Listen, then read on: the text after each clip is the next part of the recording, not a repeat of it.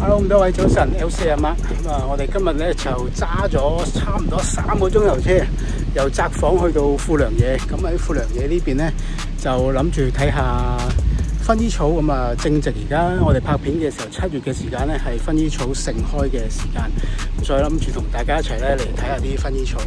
咁其實我哋而家咧，因為富良野嗰邊咧，聽好多朋友講都幾多人喺度嘅，即係都幾爆咁樣嘅，咁所以咧我哋就揀咗一啲比較少啲人嚟嘅地方去睇啦，咁一樣睇到咁多薰衣草，一樣係咁靚。咁我哋而家嚟呢個咧叫做日之出公園，我哋先會行下咧日之出公園咧同埋其他嘅薰衣草園咁樣嘅。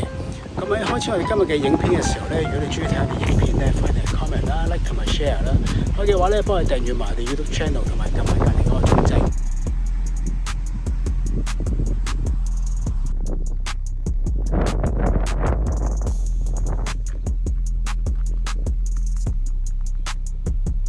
呢一度咧一路行都聞到好多薰衣草嘅香味，咁事實上呢度都好靚。可能上高啲咧，可以俾大家睇下呢邊嘅全貌係點樣。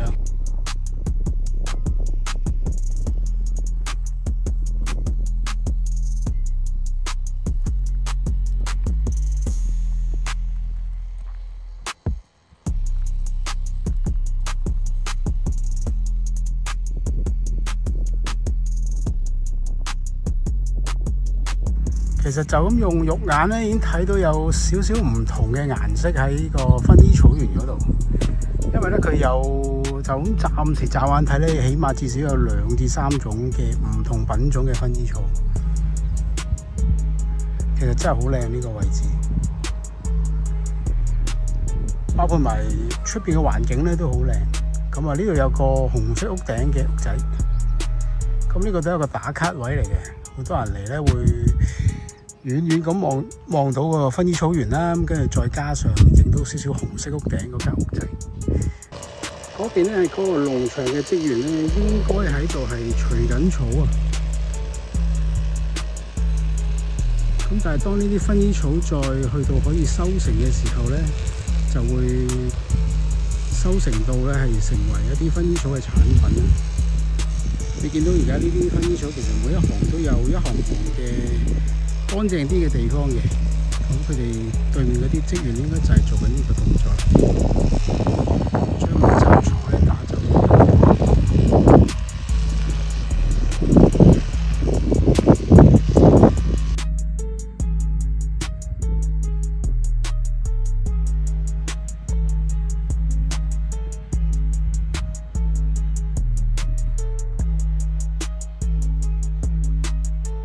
呢度都幾好喎，入場係免費咧，停車場都係免費嘅，咁都唔錯，都係提議大家可以試下過嚟睇。而且人咧相對冇嗰啲大嘅農場咁多，如果你純粹即係睇薰衣草，其實都 OK 嘅。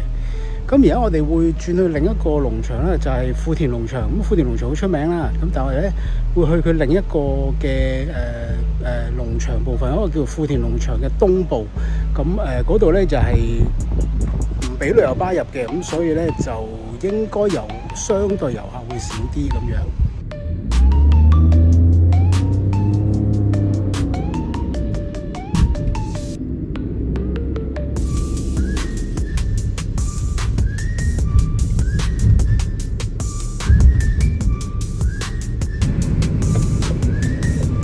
呢個係我其中一個夢想啊！揸車入便利店，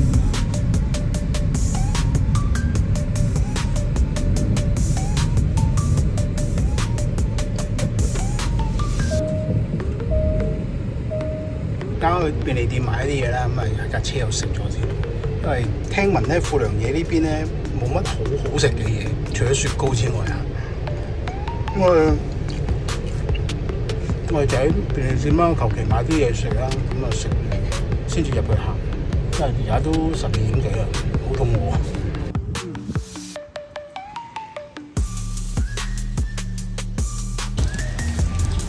富田農場啊，享負盛名嘅薰衣草味雪糕，咁啊一陣我哋都會試下啦。咁呢邊哇好密啊，呢度真係。不過呢邊嘅感覺咧，覺得人真係少啲。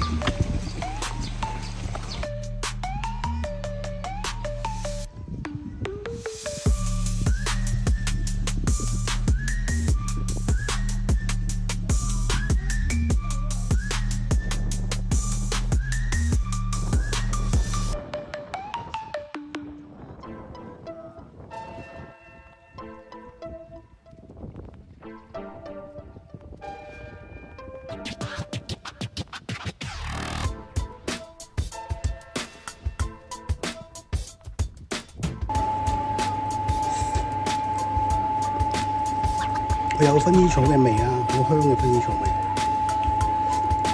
跟住有少少朱古力，但係其實朱古力唔係好濃啊，種味。我淨係覺得佢溶得好快。老婆嚟嗰個咧？我老婆嗰個咧就係薰衣草味。好味啊！真係好香薰衣草。佢嗰個味咧，個薰衣草味濃啲嘅。強啲我呢個薰衣草味。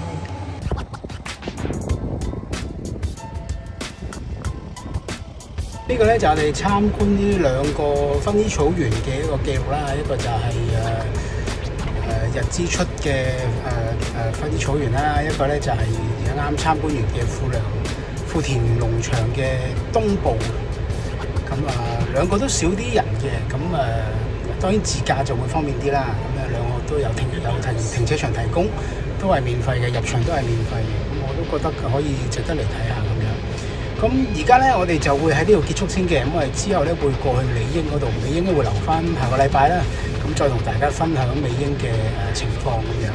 咁喺美瑛嗰邊咧有一個馬鈴薯嘅花田啦。咁另外，如果時間許可，我哋會去埋清池咧睇下，因為嗰個都係比較多人嚇，唔知可能未必入得到。咁啊，到時再睇下個情況係點樣。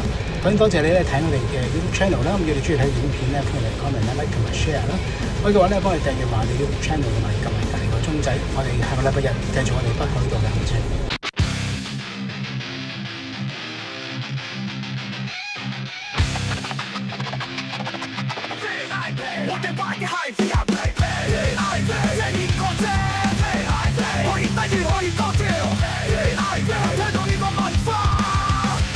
我哋係差異狂渣，最中意 VIP 嘅文化。